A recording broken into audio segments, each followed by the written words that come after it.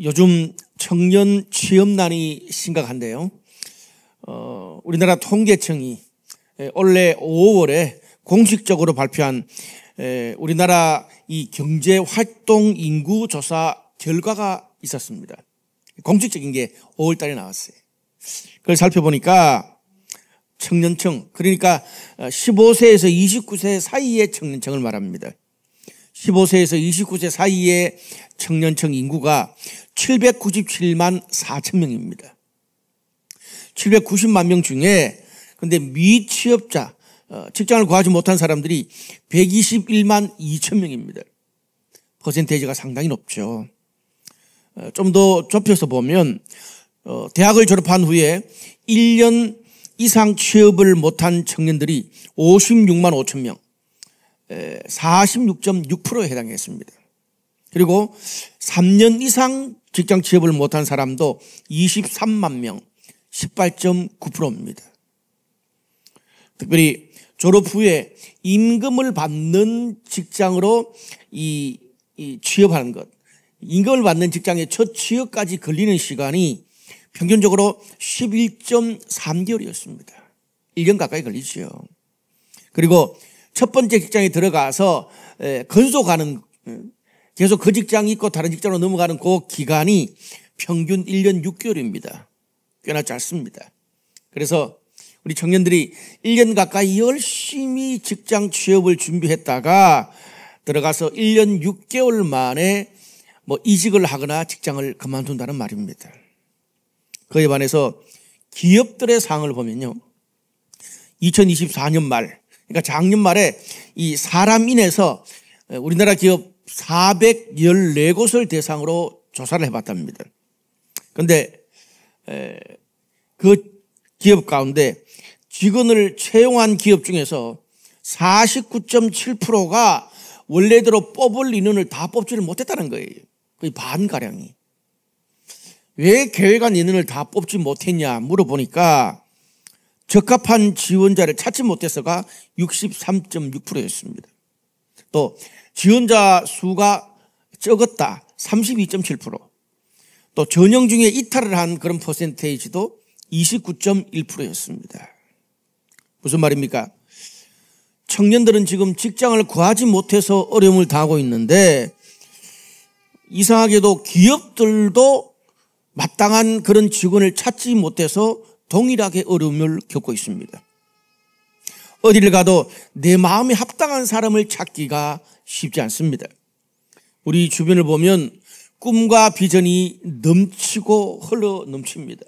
그런데 그것을 이룰 만한 사람을 찾기도 쉽지 않습니다. 마찬가지로 성경도 우리가 성경을 보면 하나님이 당신의 마음에 합당한 사람을 찾으시는 이야기가 굉장히 많이 나옵니다. 하나님도 사람을 찾고 계십니다. 한마디로 하나님의 잉크루트죠. 하나님은 과거나 지금이나 여전히 주님의 마음에 합당한 사람을 찾고 계십니다. 저는 오늘 이 사무엘상 네 번째 시간으로 하나님께서 어떤 사람을 찾고 계시는지를 함께 생각해 보기를 원합니다. 먼저 첫 번째로 한번 따라 할까요? 하나님이 주신 특권과 사명을 소홀히 여기지 않는 사람, 그런 사람을 하나님이 찾으세요. 오늘 본문은요 굉장히 독특하게 이 한나와 그의 아들 사무엘 그리고 엘리와 그의 두 아들을 비교하면서 하나님이 어떤 사람을 찾고 계신지를 가르쳐주고 있습니다. 먼저 제사장 엘리와 그의 자녀들을 통해서는 부정적인 모습, 반면교사의 모습을 성도들에게 가르쳐줍니다. 오늘 여기 흠니와 비느하스가 나오는데 이 흠니와 비느하스가 누굽니까? 당시 이스라엘 땅의 최고 영적 지도자인 제사장인 엘리의 두 아들이었습니다.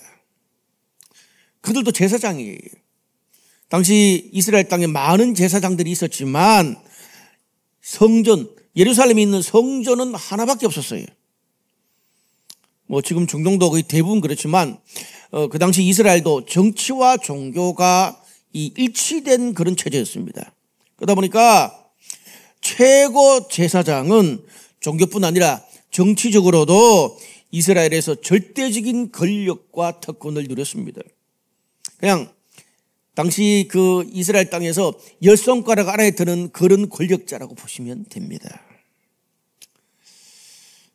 홈리와 비나하스는요, 그 아버지 엘리 제사장이 사역하는 하나밖에 없는 그 성전에서 부사역자로 섬기고 있었던 제사장이었습니다.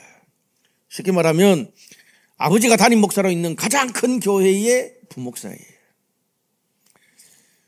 당시 그 유대 땅에서 아버지의 정치 종교적인 명예와 특권을 고스란히 물려받았던 금수저라고 할 수 있습니다. 그런데 이런 최고의 제사장의 아들 이 금수저를 성경이 홈리와 비나하스를 어떻게 평가합니까? 12절에 딱 한 줄로 정말 뼈를 때리는 말을 합니다. 그들이 행실이 나빠 하나님을 알지 못했다라고 표현합니다. 여기 행실이 나쁘다 이 말은 그냥 무가치하고 쓸모없는 인간이다 그 뜻입니다. 쉽게 말해서 좀 더 리얼하게 말하면 당시에 이 여기 쓰인 히브리어 단어가 굉장히 모욕을 주는 단어입니다. 쓰레기 같은 인간이었다. 그것도 하나님의 사역자 제사장이고 당대 최고 제사장의 아들인데 말입니다. 도대체 그들의 모습이 어땠길래 성경이 이렇게 모욕적인 쓰레기 같은 인간이다라는 말을 할까요? 한 두 가지 모습이 거기에 요약적으로 나옵니다. 먼저 그들은 하나님의 사역자라는 그 제사장 직분을 이용해서 자신의 욕망만 채우는데 급급했습니다. 하나님의 사람, 하나님의 사역 관심이 없었습니다. 당시에 이 구약에서 이스라엘 백성들이 제사 드릴 때에 요즘은 그 목회자들에게도 교회에서 사례가 나갑니다. 그런데 당시 구약의 제사장들은 그런 게 아니라 그 성도들이 드리는 그런 제물, 하나님께 드리는 그런 제물들이 있습니다. 다양한 짐승들의 제물을 드리는데 거기에서 제사장의 몫을 가지고 갔습니다. 주어졌습니다. 근데 당시에 관행이 어땠냐 하면은 성도들이 자신의 어떤 경제적 규모에 따라서 하나님께 가지고 오는 게 다양합니다. 비둘기를 가지고 오는 사람, 양을 가지고 오는 사람 다양해요. 근데 성도들이 하나님께 드린 그 고기를 먼저 전체를 다 모아서 기름을 태우고 가장 좋은 부위를 하나님께 불에 태워드립니다. 그 후에 나머지 부위는, 나머지 전체 고기는 삶아가지고 제사장한테 주고 또 그 제물을 드린 사람에게 나누어 줍니다. 우리가 한나가 분깃을 받았다, 제물을 드리고 분깃을 받았다 그럴 때에 하나님께 제사 드리고 난 다음에 삶은 고기 그들에게 있는 그들을 받은 겁니다. 그런데 이때 고기를 삶는 사람이 큰 막 이렇게 속 같은데 이 고기를 삶으면 갈고리로 찔러 넣어서 걸려 나오는 것이 제사장의 몫이었습니다. 이게 당시 일반적인 제사장의 몫으로 주는 관행이었습니다. 그런데 홈리와 비나하스가 얼마나 머리를 굴린 사람인지 딱 그 일을 하는 사환에게 시켜가지고 갈고리에 더 많은 고기가 걸려 나오도록 하기 위해서 갈고리 3개가 걸려 있는 그 갈고리를 붙여가지고 이 고기를 막 찍어가지고 더 많이 찍혀서 나오게 했습니다. 그런데 그냥 큰 솥만 아니라 큰 솥, 작은 솥, 여러 가지 모든 그릇에 있는 것들 다 찍어가지고 제사장 몫으로 갈취를 했습니다. 근데 그것도 모자라서 하나님께 제일 좋은 부위를, 성도들이 드린 것 중에 제일 좋은 부위를 하나님께 먼저 드린다 그랬잖아요. 불로 태워서. 그리고 그 다음에 삶은 고기를 제사장과 드린 사람이 나눠 가지는데 이 홈리와 비나하스가 어떻게 했어요? 하나님께 드리는 제일 좋은 부위를 그냥 가져갔어. 삶기도 전에. 그래서 그러면 안 된다고 성전에 섬긴 사람들이 경고를 했는데 어떻게 해요? 그러면 강제로 뺏겠다고 협박해서 가져갔습니다. 그런 욕심만 채운 게 아니었습니다. 그런 경제적인 욕심만 채운 게 아니었습니다. 도덕적으로도 심각하게 타락했습니다. 더 충격적인 그런 사건이 나오는데 홈리와 비나하스가 당시에 회막문에서, 당시에 성전에서 봉사하는 여러 사람들이 있는데, 성전에서 봉사하는 그 수종들은 젊은 여인들을 그곳에서 성적으로 추행했습니다. 그것이 어디죠? 성전에서 그런 성적 추행을 대놓고 일삼았다는 겁니다. 이 정도 되니까 이들의 악행에 대해서 성경이 어떻게 말합니까?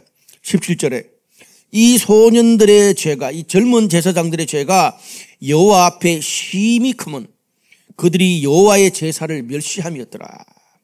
하나님의 예배를 멸시해도 이렇게 멸시할 수 없다. 그렇게 성경이 강력하게 말하는 거예요.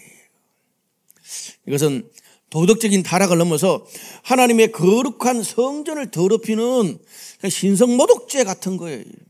중요한 것은 그들이 하나님의 사역을 하는 제사장이었지만 하나님을 두려워하는 마음 자체가 아예 없었습니다. 그래놓고 양심의 가책이 없었어요.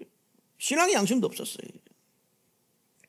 그런데 이 두 아들에 대한 악행에 대해서 부모로서, 제사장으로서 엘리는 어떻게 처신했습니까? 성경을 보니까 엘리는 아들의 악행에 대해서도 그런 여러 가지 막 재물을 갈취하고 성전에 봉사하는 여인들을 막 추행하고 이런 것들도 들어서 다 알고 있었습니다. 그리고 자신의 아들한테 말을 해요. 너희들이 그냥 일반적으로 짓는 죄와 하나님의 신성모독죄는 이건 용서받을 수도 없다는 것도 알고 있었고 이야기도 했어요. 그 정도로 하면 얼마나 심각해요. 그러면 두 아들들의 제사장직을 그만두게 하든지 아니면 그냥 다리를 번지르든지 뭐 어떻게 해야 될 거 아니에요. 그런데 엘리는 꾸중만 하고 백성들에게 너희 소문이 좋지 않다. 너희의 이 악행을 보고 성도들이 얼마나 시험에 들지 너희들 알아야 된다. 그런 말만 하지 행동하지 않았습니다. 그러니까 엘리 아들들도 어릴 적부터 아버지가 뭐 그래왔으니 말을 안 듣는 거예요. 거기서 그냥 하나님 앞에 그런 신성모독죄는 용서받을 수도 없는 걸 알았다면 그렇게 하고 끝나면 안 되잖아요. 그냥 그렇게 넘어간 거예요. 또 꾸중하고. 그러니까 어떻게 됩니까? 그 두 아들뿐 아니라 가문 전체가 하나님께 저주를 받습니다. 멸문지화가 되는 겁니다. 나중에 그 하나님의 선지자가 와서 너희가 엘리보 그래요. 너희 자녀들을 하나님의 제사 예배보다 더 소중히 여기서 너는 저주를 받는다고까지 말을 들었습니다. 무슨 말입니까? 결국 제사장 엘리도 하나님을 두려워하고 제사장직을 바르게 수행하는 것보다 최고의 제사장의 명예와 특권을 자식들에게 물려주는 데만 급급했습니다. 결국 하나님보다 자신의 욕망을 더 채웠습니다. 오늘 우리 대원자매 기도한 것처럼 세상에서의 권세, 세상의 사람들이 가지는 것이 하나님 앞에 내가 하나님을 존중하는 것보다 훨씬 더 그게 세상 욕심이 컸던 거예요. 27절에서 34절에 보면 이런 엘리 가문에 대해서 하나님이 강력한 심판을 내리십니다. 성경에 하나님의 심판이 나오는데 이렇게 구체적으로 리얼하게 나오는 게 그렇게 많지 않습니다. 하나님이 엘리의 가정을 심판하는 핵심 내용을 요약해 보면 이렇습니다. 하나님께서 이스라엘 지파 중에서 이 너희 가문, 엘리 너희의 가문을 선택해서 하나님을 예배하고 성도들을 섬기고 하나님의 축복을 전달하는 제사장직의 그 특권과 명예를 주지 않았느냐? 그리고 경제적인 모든 것까지도 다 좋지 않느냐? 그런데 너희는 어떻게? 하나님의 그 선택, 하나님이 주신 특권과 명예와 그 모든 것은 다 자체하고 하나님의 것을 도둑질하고 하나님의 집을 더럽히고 하나님께 드려야 될 가장 좋은 성도들이 되는 것까지도 너희의 배를 채우는 것으로 바꿨냐? 그래서 어떻게 해요? 그렇다면 하나님의 축복과 선택, 보호 없이 너희 마음대로 어디 한번 살아봐. 그래서 하나님이 어떻게 해요? 그냥 완전 버리시는 거예요. 놔버리시는 거예요. 여러분 성경에서 하나님의 최고의 저주 중에 하나가 뭡니까? 표현할 때 하나님이 버려두신다. 그냥 가만히 놔두시는 거예요. 죄인인 인간의 그 존재로 가만히 놔두시는 거예요. 특별히 뭐 때릴 필요도 없는 거예요. 그러면 스스로 몰락합니다. 그래서 어떻게 돼요? 이후로 앞으로 엘리 가문에서 출생하는 모든 사람들은 젊어서 다 죽는데요. 노인까지 오래 사는 사람이 하나도 없을 거다. 그리고 그 집안에 풍파가 끊이지 않을 것이고 제사장직에서 끊어질 것이다 라고 말합니다. 제가 이후로는 세번역 성경을 지금 읽을 텐데 굉장히 리얼해요. 엘리 가문이 어떻게 비참하게 되느냐. 36절에 그때 너의 집에서 살아남는 자들은 돈 몇 푼과 빵 한 덩이를 얻어먹으려고 그에게 엎드려져서 제사장 자리나 하나 맡겨주셔서 밥이나 굶지 않고 살게 하여 주십시오 하고 간청하게 될 것이다. 비참하게 되는 거예요. 그러면서 하나님께서 이런 상황을 지켜보시고 난 이후에 하나님 당신의 숨겨진 마음을 여기에서 터놓으십니다. 사실 오늘 이 하나님의 마음을 터놓는 이게 사무엘서의 주제기도 합니다. 30절에 지난날 나는 너의 집과 너의 조상의 집이 제사장 가문을 이루어 언제까지나 나를 섬길 것이라고 분명하게 약속하였지만 이제는 더 이상 그렇게 하지 않겠다. 이제는 내가 나를 존중하는 사람들만 존중하고 나를 경멸하는 자들은 수치를 당하게 할 것이다. 나 주의 말이다. 리얼하죠. 이제는 그렇게 하지 않겠다는 거예요. 과거에는 너를 축복하고 영원히 보호할 거라고 약속했는데 네가 나한테 하는 모습을 보니까 이제부터는 그렇게 하지 않겠다는 거예요. 35절에 나는 나의 마음과 나의 생각을 따라서 행동하는 충실한 제사장을 세우겠다. 내가 그에게 자손을 주고 그들이 언제나 내가 기름 부어 세운 왕 앞에서 제사장 일을 보게 하겠다. 여러분 여기에 엘리 가문 대신에 내 이름과 우리 가정을 넣어보세요. 소름 끼칩니다. 하나님께서 그동안 엘리 가문에게 주셨던 모든 축복, 특권, 보호하심을 거두어들이시고 이제는 하나님 마음에 합당한 사람으로 대체하겠다, 바꾸겠다는 거예요. 여러분 성경에서 하나님의 심판과 우리가 하나님을 두려워해야 되는 어떤 이 부분에 대해서 이 구절만큼 강력한 게 없습니다.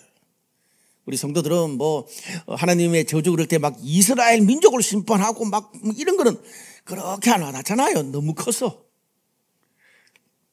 그런데 하나님의 뜻을 무시하고 자신의 욕망대로만 살았던 엘리의 가정을 하나님이 이렇게 강력하고 구체적이고 또 리얼하게 자자손손 저주하는 이런 것들은 굉장히 와닿습니다. 이 말은 무슨 말입니까? 엘리 시절뿐 아니라 지금도 2000년이 지난 지금 3000년이 지난 지금도 하나님의 축복과 하나님의 저주가 우리 삶에서 우리 가정에서 우리 비즈니스에서 여전히 작동하고 있다는 것을 보여주고 있습니다. 여러분 우리가 사람 누구나 더 많이 가지고 더 성공하려고 하죠. 왜? 우리가 더 많이 가지고 성공할수록 내가 누릴 수 있는 기회와 특권이 많기 때문에 그렇습니다. 그런데 그게 양날의 검이 되어 돌아올 수도 있다는 겁니다. 특권과 이 사명에는 늘 책임이 따릅니다.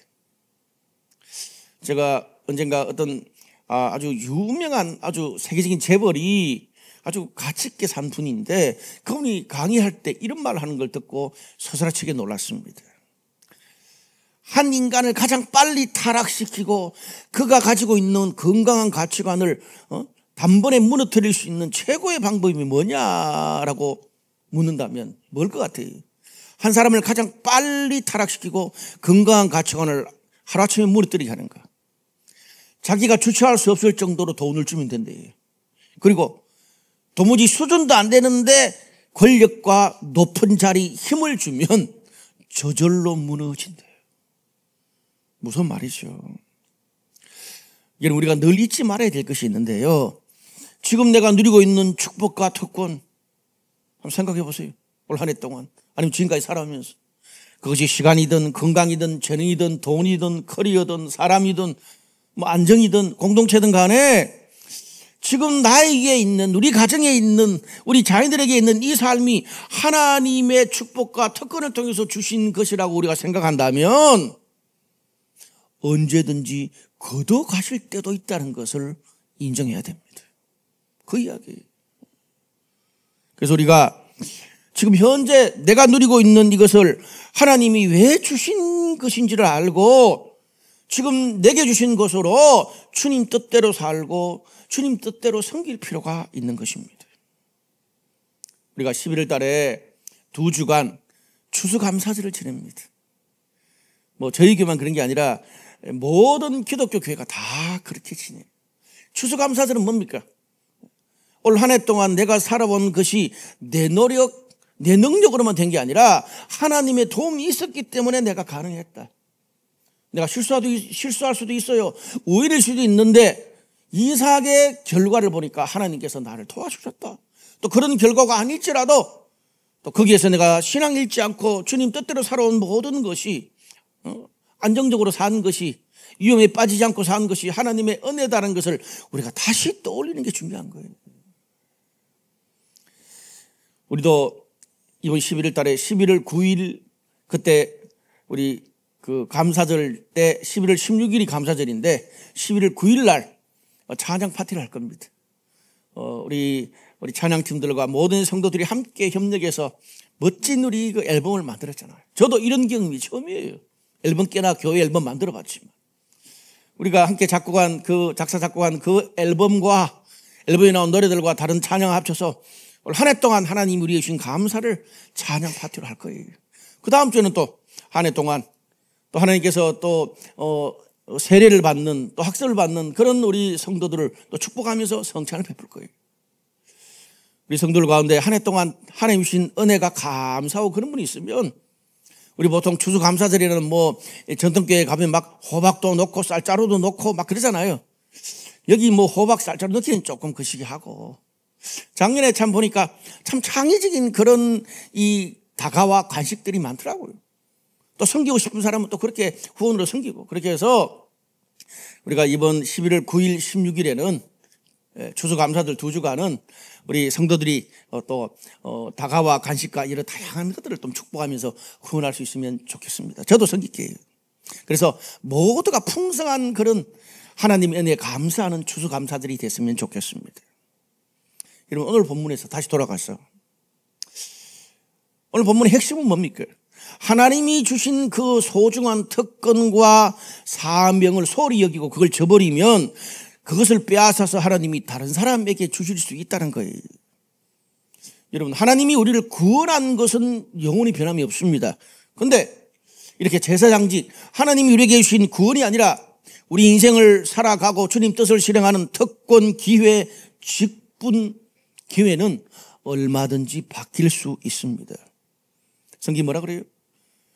하나님이 우리가 하나님을 존중하는 만큼 하나님도 우리를 사용하시고 축복하십니다. 우리 생각보다 하나님이 우리를 향해서 참으시는 인내함이 많이 큽니다. 근데 그것도 끝이 있다는 거예요. 자, 그렇다면 하나님이 찾으시는 사람들의 모습은 어떤 걸까? 두 번째로 따라합시다. 변함없이 하나님을 예배하고 하나님을 존중하는 사람. 제사장인 흠리와 비느하스가 이렇게 막 성전에서 제사장직을 수행하면서 악행을 저지를 때에 오늘 18절에서 21절을 보니까 그들과 비교하여 한나와 사무엘이 하나님 앞에 행하는 모습을 성경은 비교하면서 보여주고 있습니다. 그러면서 뭐라 그래요? 사무엘이 어렸을 때부터 세마포 에봇을 입고 하나님의 전에서 섬겼더라 그렇게 말합니다. 그런데 어떻게? 한나가 그의 가족들이 매년제를 개별적으로 매년제를 드리기 위해서 라마에 있는 성전에 올라올 때 매년마다 이 세마포 에봇의 겉옷을 지어서 사무엘에게 입혔다는 거예요. 왜? 아이가 계속 크는 거예요. 어릴 때 아이는 쑥쑥 크잖아요. 그러니까 해마다 그 옷이 작을 거 아니에요. 그러니까 세마포 겉옷을 어머니가 손수 지어서 아이에게 줬습니다. 입혔습니다. 그것을 보고 감동한 엘리와 남편 한나가 하나님 앞에 축복합니다. 한나를. 어떻게? 하나밖에 없는 서원에서 얻은 하나밖에 없는 아들을 주님께 드렸으니 하나님이 축복하셔서 다른 자녀를 주셔서 대신하기 원합니다. 축복했어요. 그런데 감사하게도 그들의 축복처럼 하나님께서 한나를 돌보셔서 이후에 세 아들과 두 딸까지 주셨어요. 하나님께 드린 것보다 몇 배를 더 주신 거죠. 그리고 그뿐 아니라 아이 사무엘도 하나님 앞에 잘 자라고 있다 그랬습니다. 여러분, 이 세마포 에봇이 어떤 건가를 아는 것이 또 이 사무엘의 삶의 핵심입니다. 세마포 에봇은요, 제사장이 성전에서 주님의 사역 일을 할 때 입는 옷이 세마포 에봇입니다. 그래서 제가 언젠가 이렇게 그림으로 이미지로 이 세마포 에봇을 그려놓은 걸 봤는데 붙일 게 너무 많고 굉장히 무겁고 입기에 불편한 옷입니다. 세마포 에봇이. 그리고 그러다 보니까 이 세마포 에봇을 전문적인 어떤 만드는 사람도 아니고 개인이 이것을 만들기에는 너무나 까다로운 그런 옷입니다. 이 세마포 에봇은요, 제사장이 하나님 앞에서 거룩하고 본이 되고 책임 있는 그런 하나님의 사람으로 산다는 그런 상징을 보여주는 게 세마포 에봇입니다. 성경에서의 옷은 우리의 거룩한 삶을 상징하잖아요. 그 말은 사무엘이 어릴 때부터 어릴 때 작고 보잘것없는 그런 하나님 일을 했을 거잖아요. 교육전도사, 전도사 이런 수준이니까 그런 작고 보잘것없는 일을 할 때부터 늘 제사장으로서 하나님 앞에서 흩어지지 않는 그런 모습, 삶과 사역에 진정성 있게 본이 됐다는 거예요. 스텝 바이 스텝으로 잘 배워가고 있는 거예요. 여러분 생각해 보세요. 가문의 수준이나 성전에서 맡은 역할을 볼 때에 홈리와 비느하스 제사장이 가진 특권하고 사무엘이 가진 특권은 너무나 차이가 났습니다. 사무엘은 보잘것이 없어요. 그런데 홈리와 비느하스는 어땠습니까?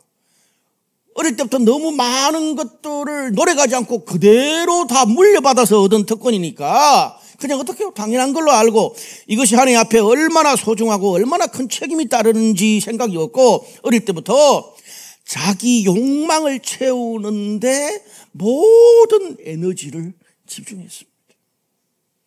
어떻게 하면 내가 더 누릴 수 있고 더 욕심을 채울 수 있고 그것만 생각했습니다. 그런데 사무엘은 반대로 어릴 때부터 제사장으로 어떤 태도를 가져야 될지를 스텝 바이 스텝으로 철저히 배웠습니다. 오늘 성경에 보면 똑같은 청년, 똑같은 아이였지만 홈리와 비느하스하고 사무엘이 훈련받는 하나님 앞에서의 태도가 너무나 달랐습니다. 그런데 여기는요, 오늘 이 사무엘의 이 어릴 때 태도는 사무엘의 포커스가 있는 게 아닙니다.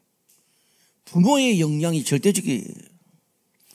여러분, 한나는요, 하나님께 기도해서 사무엘을 얻었고 또 서원대로 아이를 성전으로 보냈습니다. 바쳤습니다. 무슨 말이에요? 이미 하나님 앞에 얻어야 될 모든 소원과 서원까지 다 얻고 이룬 사람입니다. 그런데도 매년제에 빠지지 않고 꾸준히 참석했다는 겁니다. 그러면서 에봇의 겉옷을 매년마다 지어서 사무엘에게 입혔습니다. 그냥 장인도 아니고 개인이 만들기는 힘든 그런 옷을. 여러 학자들이 보면 이 에봇의 겉옷은 만드는 게 너무 어렵기 때문에 1년 내내 만들었어야 될 거다라고 그렇게 이야기를 합니다.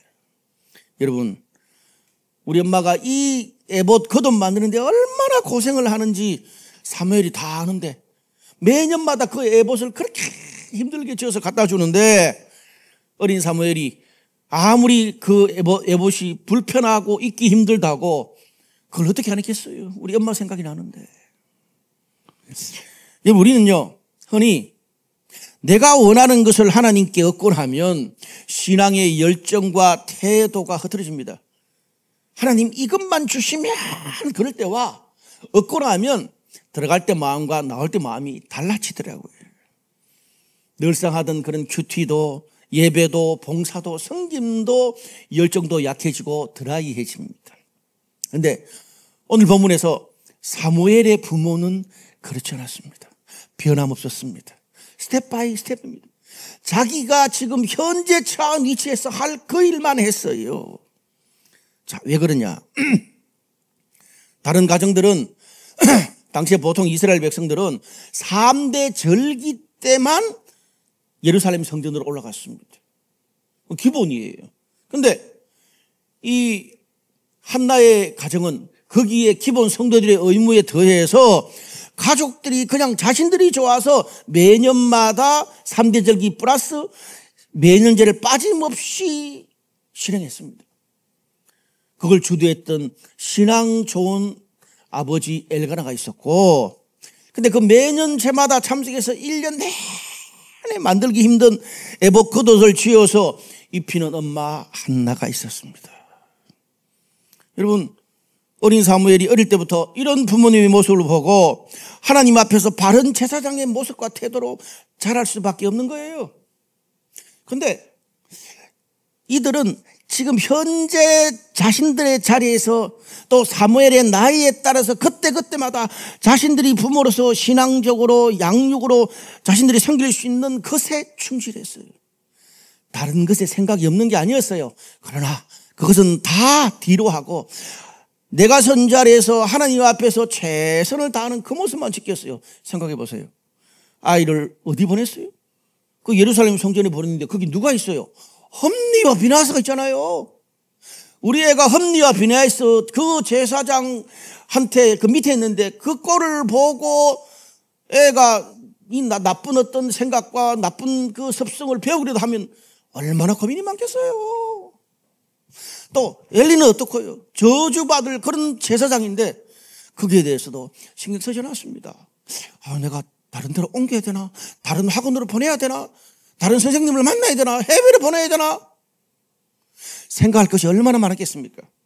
그런데 그 어린 사무엘이 커가는 상황에 맞게 딴 생각 품지 않고 자신들의 해야 될 일을 하나님 앞에 충실했다는 말입니다.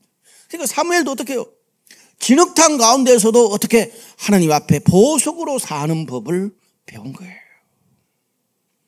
제가 늘 말하지만 신앙과 삶의 태도는 어릴 때부터 부모한테 배우는 게 가장 크고 그 다음에 공동체를 통해서 배우는 게 그 다음 번입니다. 여러분, 참 우리 교회에서 이렇게 제가 보면 우리 부모들이 청년 때부터 그렇게 교회 생활하고 지금 결혼해서 이렇게 뭐 40대 중반 40대 후반이 되는 걸 보잖아요. 근데 그들의 애들도 부모님이랑 걷는 모습도 비슷합니다. 뒷짐지고 걷는 애들은 아버지 엄마 중에 한 사람은 뒷짐지고 걸어요. 한 가지 더 말하면 여러분, 제가 삼성 라이온즈 프로야구 삼성 라이온즈를 응원하는 것을 알지 않습니까? 기쁘게도 삼성이 가을 야구에 가가지고 와일드카드와 준 플레이오프를 진출했습니다. 통과하고 어제 하나와 플레이오프를 했는데 아깝게 졌습니다. 근데 이 이야기 하려는 게 아니고 제가 교회 올 때마다 시즌 내내 우리 허지윤 형제와 이선희 자매 아들 원이 알죠? 원이 그놈이 제가 이제 교회 딱 들어와서 이제 딱 기도하고 딱 눈 뜨면 엄마 찬양 노래 부를 때 아빠가 드럼 칠 때 요 밑에 있다가 딱 와가지고 저한테 목사님 어제 한화 이겼는데 삼성 졌는데 계속 이랬어요. 원래 내내 그랬어. 기특하잖아요. 여러분, 그런 어린 원이가 아직 뭐 초등학교 들어간 것도 아닌데 어린 원이가 무슨 하나 팬이 됐겠어요? 갑자기 성령이 임해가지고 하나 팬이 됐겠어요? 성령의 독수리? 예? 어떻게 하나 팬이 됐겠어요? 그동안에 어릴 때부터 아빠와 엄마가 얼마나 TV 중계도 많이 보고 직관도 가고 뻑하면 하나 이야기를 하니까 어릴 때부터 원희도 세마포 한화를 입고 있는 거예요. 세마포 하나 있는 거예요. 딱 이거예요, 여러분. 신앙교육도 마찬가지입니다. 우리 교회에서 우리 블루버드와 같이 예배 드릴 때 여러분 특별한 게 뭡니까? 우리들처럼 그렇게 온라인으로 헌금하지 않고 여기에 헌금통을 넣고 아이들이 봉투 들고 쭉 가서 헌금하고 가게 하잖아요. 그러면서 11조 헌금을 드린다고요. 여러분 주일마다 한번 보세요. 어린애들이 이제는 조금 큰 어린애들은 어떻습니까? 거기 헌금 봉투 가지고 자기 이름 쭉 쓰고 헌금하고 세뱃돈 받은 것도 11조 하고 그렇게 하는 거예요. 그럼 그게 습관이 되기까지 얼마나 많은 이 부모님이 애를 같이 교회에 데리고 와가지고 또 그렇게 시키니까 이제는 스스로 할 수 있도록 습관이 된 겁니다. 오늘 우리가 본문의 한나는 엘리처럼 교회를 이끄는 담임 목사, 제사장도 아닙니다. 부목사도 아니에요. 그리고 한나는 세상에서 뭐 기업을 이끄는 그런 CEO도 아닙니다. 그냥 평범한 아줌마입니다. 평범한 그 신앙심 있는 신실한 아줌마예요. 우리도 마찬가지입니다. 하나님이 오늘 어떤 사람을 기뻐하십니까? 한나처럼 그냥 우리가 직장인이다, 20대다, 30대다, 40대다, 50대다, 60대다. 그냥 자기 자리에서 내가 정말 할 수 있는 그런 일들을 딴 생각 품지 않고 생각할 것도 많고 뭐 관심 가질 것도 많고 다른 사람들과 비교하면 막 나도 욕심 채우고 싶은데 그렇게 하지 않고 하나님 앞에서 엘가나와 한나처럼 변함없이 신실한 그런 모습으로 하나님을 예배하고 섬기고 신앙으로 자녀를 양육하는 그 모습을 어떻게 해요? 하나님이 너무 기뻐하신다는 걸 오늘 성경을 통해서 말해주고 있는 거예요. 성경은 뭡니까? 세상의 평가가 아니고 하나님의 평가입니다. 하나님은 어떤 모습을 기뻐하시냐? 그것을 기뻐하시는 거예요. 여러분, 이게 특별한 게 아닌 것 같아요. 한나의 이런 모습이, 사무엘의 이런 모습이 특별한 게 아닌 것 같지만 당시가 사사시대예요. 사사시대의 대부분의 사람들은 하나님의 뜻에는 관심이 없고 하나님의 사명에는 관심이 없고 자기 소견에 자기 하고 싶은 대로만 살았던 시대 사람들이었어. 그 시기에 이렇게 평범하지만 신실하게 살아가는 이 모습이 하나님이 볼 때 너무 귀한 거예요. 하나님 오늘 그들의 믿음과 그들의 신앙과 그들의 신앙교육을 통해서 이스라엘을 바꾸고 하나님 나라를 임하게 하실 거라. 이게 사무엘서의 메시지입니다. 여러분 오늘 본문에 엘리의 가정에는 가장 가까이에서 하나님께 섬겼고 축복을 그냥 물려받아서 다 가지고 있었는데 오히려 하나님께 저주를 받았고 한나의 가정에는 하나님의 돌보심과 축복이 계속됐어요. 여러분 엘리의 가정 되고 싶으세요? 한나의 가정 되고 싶으세요?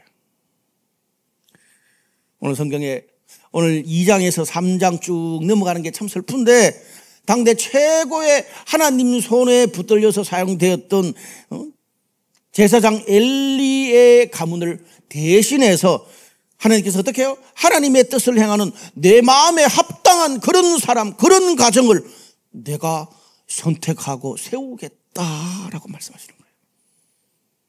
촛대를 바꾸는 거죠. 여러분 교회만 촛대를 바꾸는 게 아니에요. 가정의 촛대, 사람의 촛대도 하나님이 쓰시는 사람이 있습니다. 하나님이 쓰시는 가정이 있다는 말이에요. 오늘 본문처럼 우리가 하나님의 심판과 축복이 이 한 가정에 구체적으로 임하는 이런 장면은 사실은 적용을 하는데 굉장히 부담이 있습니다. 조심스러운 측면이 있습니다. 왜냐하면 우리가 자칫 잘못하면 다른 사람들의 다른 가정에 몇 가지 잘 되고 안 되는 그런 모습을 보면서 하나님의 축복과 저주를 너무 쉽게 판단할 수 있기 때문에 그렇습니다. 내 마음에 안 드는 그런 사람과 가정이 몇 가지 실수하는 걸 보고 안 되는 걸 보면 저 봐라 이랬으니 하나님이 저주한다. 아니라고요. 예. 여러분 우리가 하나님의 심판과 저주를 생각할 때 늘 기억해야 될 것은 따라합시다. 우리는 하나님이 아니다. 판단은 하나님만 하십니다. 여러분 그리고 우리가 이 말씀 들을 때 우리 가정이 나의 이 비즈니스가 늘 한나와 사무엘이 아닐 수 있다는 말입니다. 나는 늘 이런 본문을 묵상하면 나는 늘 한나고 나는 늘 사무엘이라. 아니 내가 흠니와 비느하스 우리 가정이 엘리의 가정일 수 있다는 것을 늘 잊지 말아야 됩니다. 말씀의 결론을 맺겠습니다. 여러분 오늘 흠니와 비느하스 그리고 사무엘의 결정적 차이가 있습니다. 그게 뭔 줄 아십니까? 12절에 보면 엘리의 아들들은 행실이 나빠 여호와를 알지 못하였다 그랬습니다. 26절은 아이 사무엘이 점점 자라매 여호와와 사람들에게 은총을 더욱 받더라.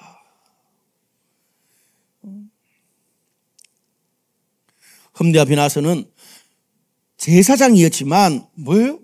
제사장 그러면 신학도 알아야 되고 교회에서 사역하는 것도 앞장서서 오랫동안 해왔기 때문에 할 수 있잖아요. 근데 그들이 뭐예요? 하나님을 알지 못했다. 여기서 하나님을 안다는 말은 이 야다라는 단어인데 흔히 부부들이 결혼해서 육체적으로 정서적으로 영적으로 서로 교류하는 거기에 쓰여지는 단어입니다. 알다. 무슨 말입니까? 교회도 잘 알고 앞장서서 일도 해봤고 뭐 신학도 전공했지만은 뭡니까? 하나님을 인격적으로 만나지 못했다는 거예요. 과거에는 만났을지 모르겠지만 하나님을 계속 인격적으로 만나고 하나님의 은혜를 계속 받는 것에서 이탈했다는 거예요. 내 삶에 하나님을 만나는 은혜가 사라졌다는 거예요. 내 삶에 하나님을 만나는 그 인격적인 그 응답, 은혜가 사라지니까 내가 분명히 하나님의 뜻이 아닌 잘못된 길로 갔을 때 양심의 가책이 생기지 않습니다. 욕망을 이기지 못해요. 여러분, 하나님의 은혜, 하나님의 말씀이 아니고는 인간의 욕망을 이길 것이 없습니다. 그러니까 하나님을 전혀 두려워하지 않습니다.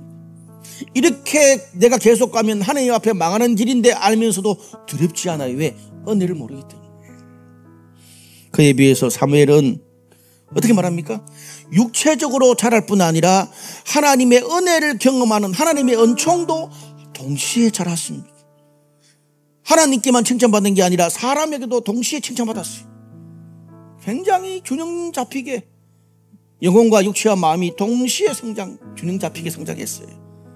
여러분, 천년이 지난 뒤에 신약의 누가복음에 보면 세례 요한과 예수 그리스도가 어릴 때 자라는 모습의 평가가 사무엘의 평가와 똑같습니다.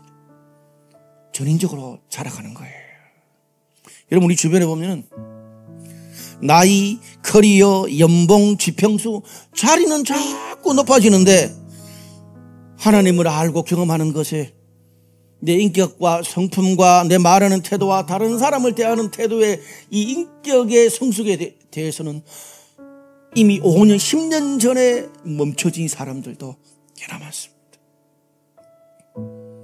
우리가 신체적으로만 건강하게 자라서는 안 됩니다. 우리의 영혼의 상태도 함께 건강하게 자라야 됩니다. 젊을 때만 은혜 받는 게 아니에요. 40대, 50대 나이 들수록 더 은혜를 받아야 돼요. 세상의 커리어만 높아질 게 아니라 어떻게 해요? 겉모습만 휘황찬란할 게 아니라 그냥 내 몸에 두르는 옷만 명품일 게 아니라 나의 내면도 인격도 성품도 동시에 자라가야 됩니다. 그것이 하나님이 기뻐하시는 하나님이 합당한 삶입니다.